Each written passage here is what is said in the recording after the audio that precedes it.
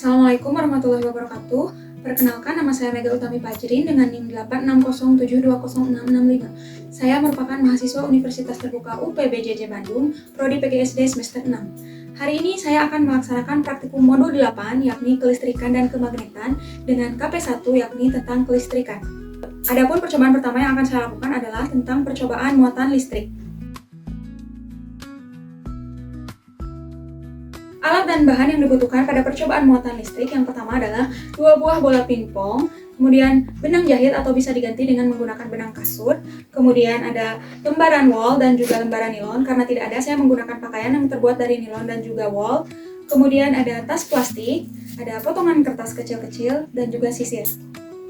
Pertama-tama kita gantung 2 buah bola pingpong dengan menggunakan solasi dan benang. Lalu kita gosok-gosokkan plastik ke baju.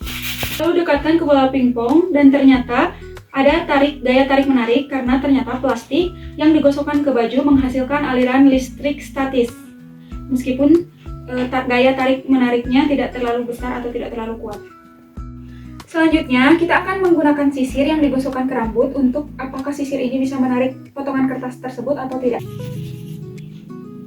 Ternyata sisir bisa menarik potongan-potongan kertas karena mengandung elektronegatif dari rambut yang berpindah pada sisir, sehingga potongan kertas bisa tertarik ke atas. Setelah dibiarkan beberapa waktu, ternyata sisir sudah tidak bisa menarik potongan-potongan kertas. Karena muatan listrik statis sudah habis atau muatan listrik tersebut sudah diserap oleh benda-benda yang ada di sekitarnya. Kita akan gosok bola pingpong dengan benang wol atau kain wol.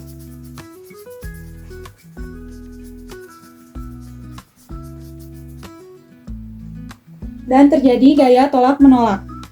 Selanjutnya, kita akan gosok bola pingpong dengan menggunakan kain wol dan kain nilon.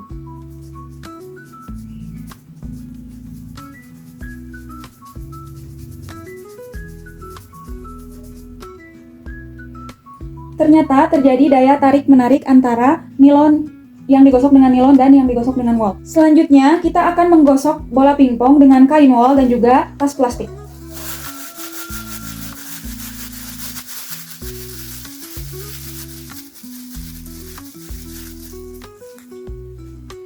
Ternyata terjadi reaksi tarik-menarik karena antara plastik dengan benang bola pingpong memiliki muatan listrik.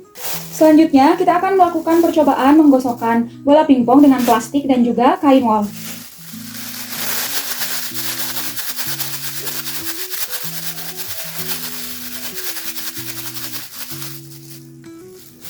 Ternyata terjadi reaksi saling tarik-menarik antara plastik dengan kain wol. Selanjutnya, kita akan menggosokkan plastik dengan plastik pada bola pingpong.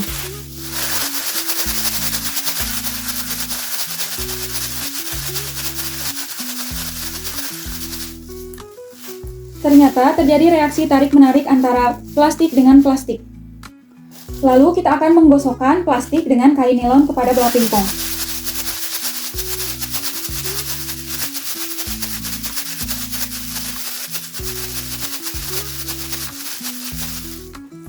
Ternyata antara plastik dengan nilon terjadi reaksi tarik-menarik. Selanjutnya, kita akan melakukan percobaan dengan menggunakan kain nilon dan kain wol.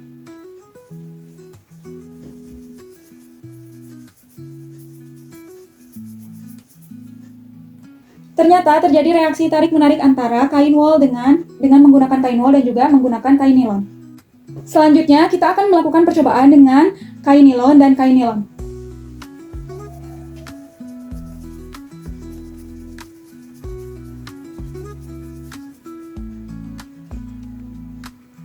Ternyata tidak terjadi reaksi tarik-menarik antara menggunakan kain nilon dengan kain nilon pada bola pingpong.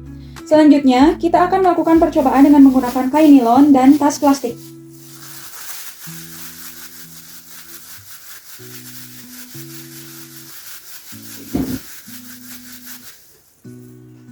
Ternyata terjadi reaksi tarik-menarik antara bola pingpong dengan bola pingpong lain yang menggunakan kain nilon dan tas plastik.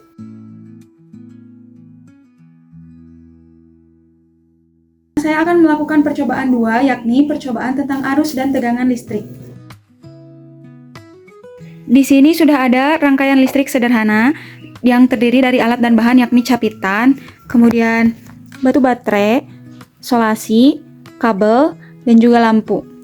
Alat dan bahan lainnya adalah tembaga, besi, sendok, kemudian kertas, penghapus karet, grafit atau mata pensil,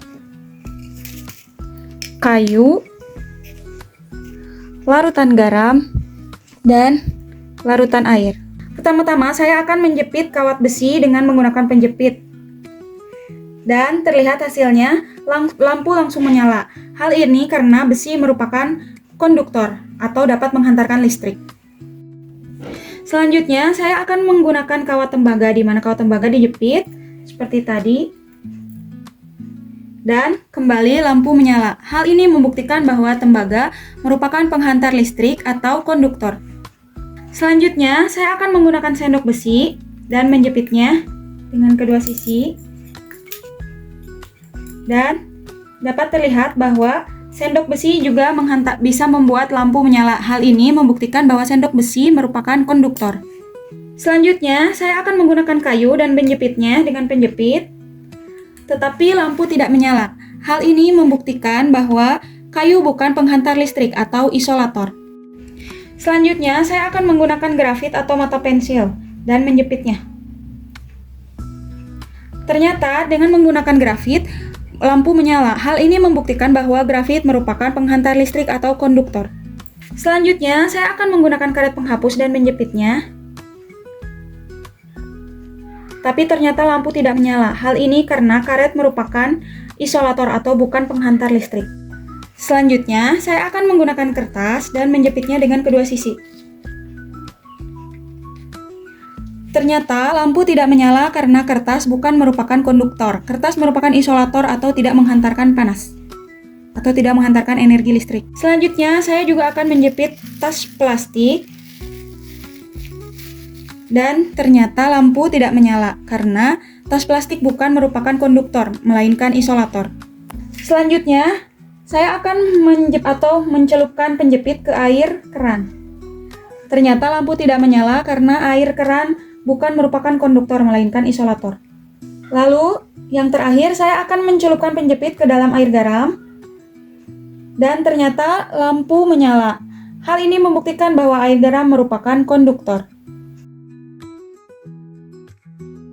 Selanjutnya, kita akan melakukan percobaan tegangan listrik. Pertama-tama, kita rangkaian listrik seperti di bawah ini.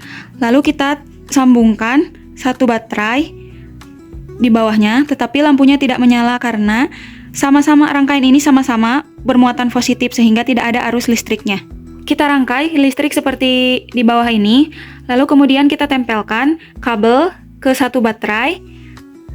Dan terlihat hasilnya lampu menyala, namun menyalanya cukup redup. Selanjutnya, kita susun lagi dua baterai yang kutubnya negatif dan positif dengan menggunakan dua baterai. Lalu kita tempelkan pada kabel dan ternyata lampu menyala lebih terang. Hal ini karena muatan listriknya lebih besar karena menggunakan dua baterai.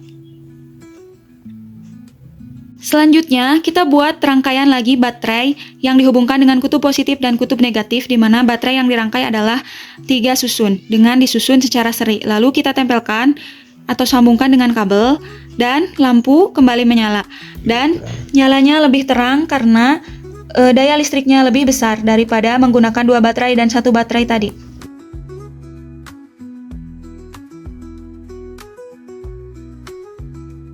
Selanjutnya, percobaan ketiga, kita akan melakukan percobaan energi listrik. Buat rangkaian seperti di bawah ini, lalu biarkan beberapa saat, kurang lebih 2 menit. Letakkan korek api pada lilitan kawat dan kita tunggu selama lebih dari 2 menit.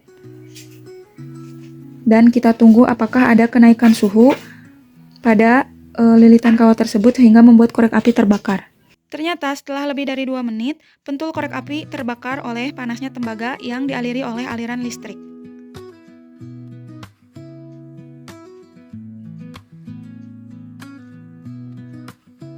Dapat dilihat, korek api terbakar karena adanya aliran panas dari tembaga atau dari lilitan kawat.